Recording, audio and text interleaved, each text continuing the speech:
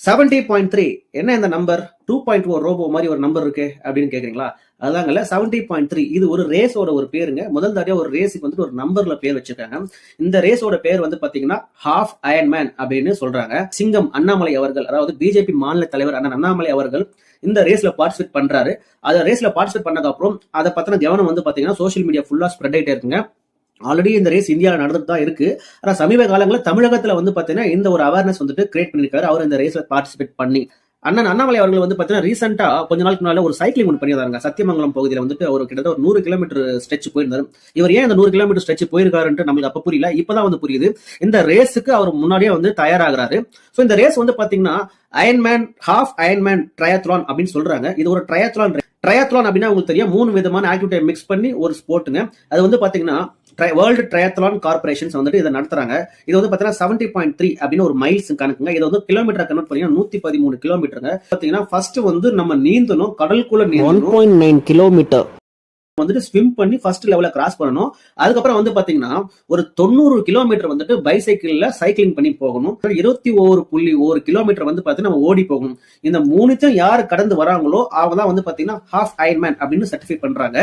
இந்த half Iron Man அப்படின்னு ஏன் சொல்றாங்க அப்படின்னா ஆல்ரெடி அயன்மேன் சேலஞ்ச் ஒன்று இருக்கு. அதுல இது பாதி அளவு தான். சோ அதுக்காக தான் இது வந்து அயன்மேன் சேலஞ்ச் சொல்றாங்க. இதுல கம்ப்ளீட் பண்றவங்க வந்து பாத்தீங்கன்னா அந்த அயன்மேன் சேலஞ்சுக்கு வந்து குவாலிஃபை ஆவாங்க. இதுலயே வந்து பாத்தீங்கன்னா 2 கேட்டகரி இருக்குங்க.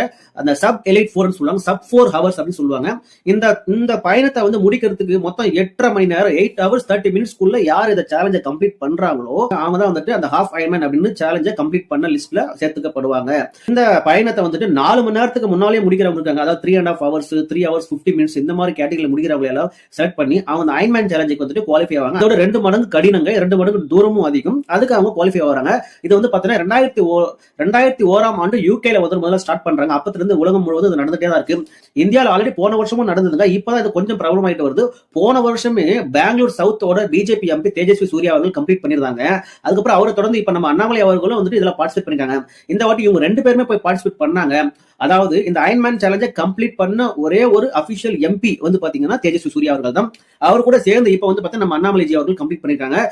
இவர் வந்து இந்த சேலஞ்சை வந்து 8 ஹவர்ஸ் 30 மினிட்ஸ் 55 செகண்ட்ஸ்ல கம்ப்ளீட் பண்ணிருக்காங்க. தேஜஸ்வி சூர்யா அவர்கள் வந்து 8 ஹவர்ஸ் 27 மினிட்ஸ்ல கம்ப்ளீட் பண்ணிருக்காரு. அதாவது அவங்க கொடுக்கப்பட்ட டைமுக்குள்ள அந்த டாஸ்கை பக்காவா முடிச்சு அவங்க சர்டிஃபைடு ஹாஃப் அயன்மேன் சேலஞ்சை கம்ப்ளீட் பண்ணிருக்காங்க. சோ இவ்வளவு பிஸி ஸ்கெடியூல்லையும் அவரோட ஃபிட்னஸ்க்கு அவரே சேலஞ்ச் பண்ணி இளைஞர்களுக்கு வந்து பாத்தீங்கன்னா ஃபிட்னஸை ஃபோக்கஸ் பண்ணணும். இந்த மாதிரி ஒரு ஸ்போர்ட்ஸ்ல இவர் பார்ட்டிசிபேட் பண்றதுனால இந்த ஸ்போர்ட்ஸ் நிறைய இளைஞர்கள் எடுத்து அவங்க ட்ரை பண்ணுவாங்க. இந்த ஸ்போர்ட்ஸ் ரொம்பவே இந்தியால பிரபலம் ஆகுங்க. அவர் அரசியல்ல மட்டும் சிங்கம் கிடையாதுங்க. இந்த மாதிரி ஸ்போர்ட்ஸ்லயும் அவர் ஃபிட்டா வச்சுக்கிறார். ஸ்போர்ட்ஸ்ல ஒரு சிங்கம்ன்றதை ப்ரூவ் பண்ணிருக்காரு.